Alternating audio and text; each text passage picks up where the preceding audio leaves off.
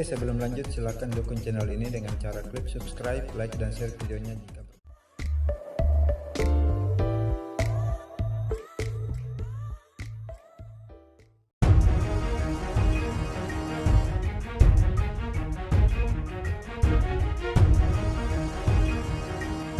Cina makin puas. PLA kembangkan brigade rudal balistik dengan pesat untuk tangkal serangan Amerika.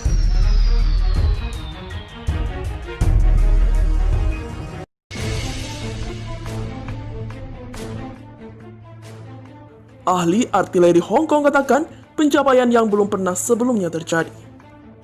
Konflik Amerika Serikat dan Cina makin hari kian memanas.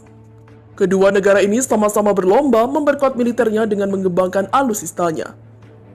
Buletin ilmuwan Atom memperkirakan bahwa Tentara Pembebasan Rakyat PLA telah meningkatkan jumlah brigade rudal balistik sekitar sepertiganya.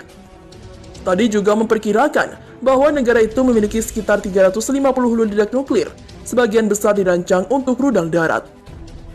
Brigade rudal balistik ditingkatkan dalam 3 tahun terakhir untuk meningkatkan kemampuan serangan nuklir Cina di tengah meningkatnya ketegangan dengan Amerika, kata sebuah laporan dikutip dari South China Morning Post, Sabtu 12 Desember 2020. Pasukan roket Tentara Pembebasan Rakyat sekarang memiliki 40 brigade, meningkat 35% dibandingkan dengan 2017. Dengan lebih banyak yang sedang dibentuk, menurut studi yang diterbitkan oleh Bulletin of Atomic Scientific pada hari Kamis.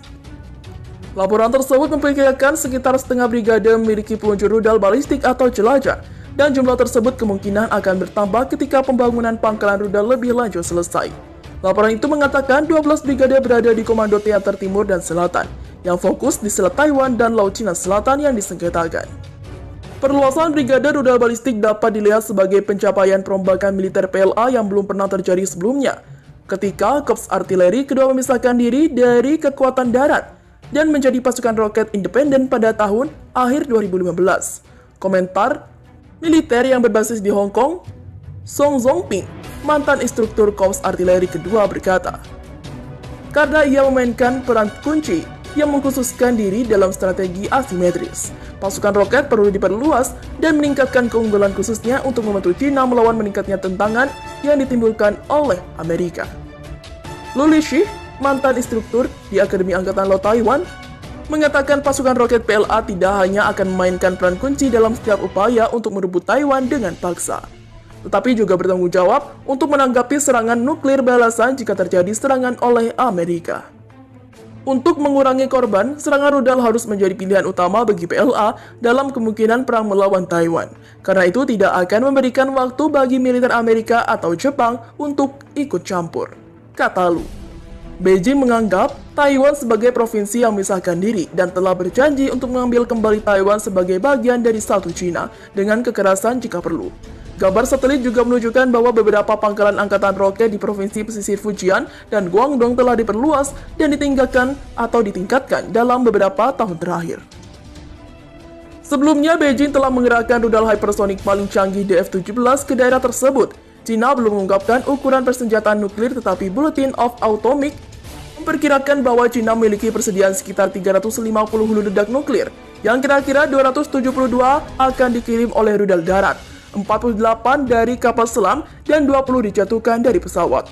78 hulu ledak yang tersisa dirancang untuk mempersenjatai rudal darat dan laut tambahan.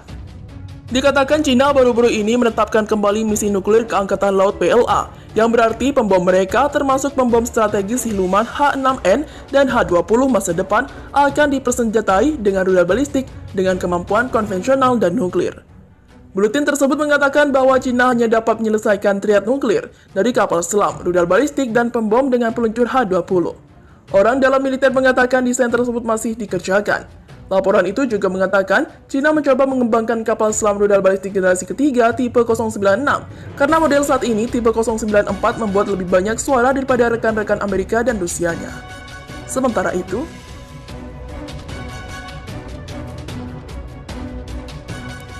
Tiongkok gigit jari. Pangkalan militer yang dibangunnya dengan susah payah di Laut Cina Selatan ternyata mudah dihancurkan musuh. Ini alasannya. Laut Cina Selatan serupa ladang emas yang diperebutkan.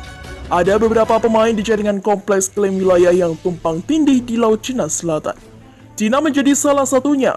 Mereka mengklaim bagian terbesar mempertahankan haknya atas hampir 90% Laut Cina Selatan, menduduki semua kepulauan Paracel dan 9 terumbu karang di Spratly, termasuk Fury Cross Reef dan Johnson South Reef. Melansir dari Intisari Online, Cina juga disebut sebagai negara yang aktif membangun pangkalan militer di Laut Cina Selatan. Cina membangun pangkalan militer itu dengan cara terbilang kontroversial. Tidak seperti Amerika Serikat yang bisa bekerja sama dengan negara lain untuk membangun pangkalan militer di suatu negara, Cina tidak berhasil mendapatkan kepercayaan tersebut. Alhasil, mereka menyasar timbulan batu-batu karang yang ada di Laut Cina Selatan, kemudian melakukan reklamasi lahan di tempat tersebut.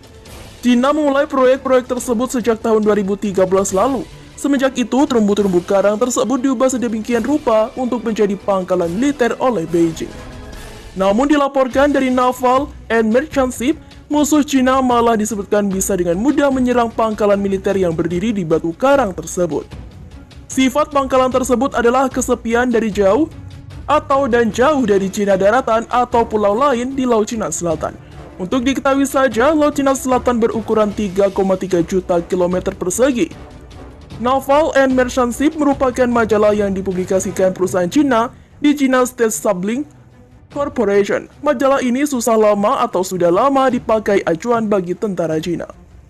Disebutkan bahwa ada keuntungan yang dimiliki pulau-pulau dan terumbu karang di Laut Cina Selatan yang berkaitan dengan terjaganya kedaulatan nasional dan mempertahankan kehadiran militer di laut terbuka. Tapi ada juga yang cacat besar yang dimiliki pulau-pulau terumbu karang itu dalam konteks sebagai tempat pertahanan militer. Hampir semua wilayah di Laut Cina Selatan diklaim oleh Cina dan sudah sejak 2014 terumbu karang kecil-kecil itu dikirimi rudal, jalan untuk take off serta dilengkapi sistem senjata. Banyak pemerintah negara lain yang berang karena tindakan Cina tersebut. Sejauh ini ada 6 kepemerintahan yang dirugikan atas klaim Cina di wilayah sengketa, yakni Filipina, Vietnam, Malaysia, Indonesia, Brunei, dan Taiwan.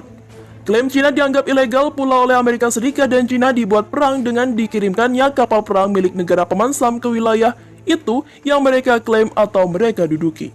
Patroli tersebut dikatakan Washington beserta para sekutunya berguna untuk menjaga jalur bebas Laut Cina Selatan yang merupakan perairan internasional.